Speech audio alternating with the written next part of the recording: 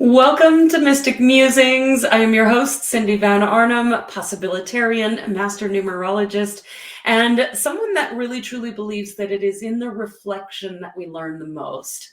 So every morning, Joy Kingsborough goes live with her mystic messages, and I pop in to reflect on how we experience the day. I am passionate about working with healers, coaches, spiritual teachers, to those who have a big message in the world, to help you experience financial success without the hustle and grind, to help you experience a life fully lived without it being hard. So let's reflect on today's energy. I am curious to know how you experience today's energy. Our invitation this morning from Joy was to really be focused and devoted to what we love. Now, there's a lot of things in this world that I love. And when I look outside of myself, there are many things that I don't love in this moment. And it would have been easy for me to get caught up in the noise. And yet today I woke up and I was so inspired, and I could feel the energy and the up level and the calling us higher into a higher level of value, into a higher level of worth, into a higher level of understanding of what our material world is really all about from a more spiritual perspective. Today's energy was really bringing us into that devotion to coming within first, to creating what it is that we want to create from the inside out. Now, those of you who know me, I stand for love. I stand for unity. I stand for sovereignty. I stand for excellence. I stand for wealth. Those are my top 5 drivers in my life, the things that I focus on the most. And so today when I woke up, I was like, oh man, there's so many things happening. Mom's leaving. There's a list of 42 million things to do, as always. And yet, what do I love? What am I choosing to focus on today? And so I chose to activate wealth today. I chose to play with numerology today. I chose to lean into unity and experience absolute love and devotion in my life. And I chose to direct my focus there all day long. And so this morning, I dove into a forecast for the week ahead. You can catch that on my profile and on my page, the Rebel Report. And I talked about the energy that we're going to be experiencing next week, which is one of my favorite things to do, to lean into so we can leverage it to our advantage. And then, of course, Fridays are always Rebel Radio Day. I had a spectacular guest on the show today. You can catch that live on my Facebook page or profile as well, and it will be released to the podcast on Monday. And it was a wonderful conversation, a beautiful human being, and we talked about unity, consciousness, and wealth, and I got to just get so lit up in that conversation. And then I had a meeting with Joy, my business partner, and we dove into a few things. We've got things brewing behind the scenes. Things are happening, and mind shift is coming.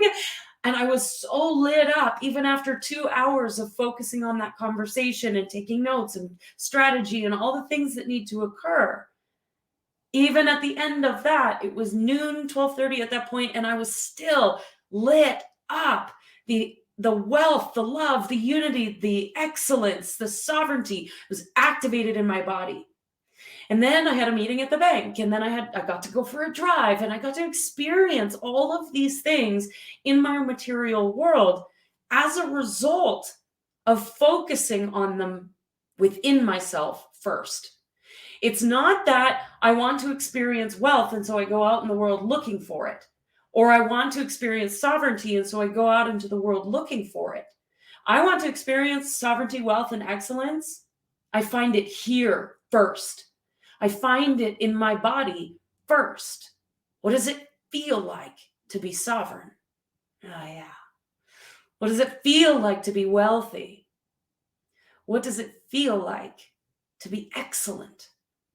What does it feel like to be in unity and love? Whatever it is you want to experience, what does it feel like first? When you create the feeling state, the thing you're chasing anyways, when you create that feeling state first, then you go out into the world and you find all the evidence of it being true. Your thoughts and your feelings dictate what your material environment mirrors back to you. So I spent the rest of the afternoon playing again with numerology. We had a numerology playground, and I got to play and have great conversations and dive into people's yearly influence and how they're experiencing their year so far. And then I got to meet with my accountant and activate more wealth by strategizing of what's next as I move into my next corporate year. There was so many things that happened. It was a very busy day, and I was pulled in multiple directions. I was all over the place. I got to play in different areas of my life that I love so much. And now I get to close my day with a beautiful conversation with all of you. How did you experience today?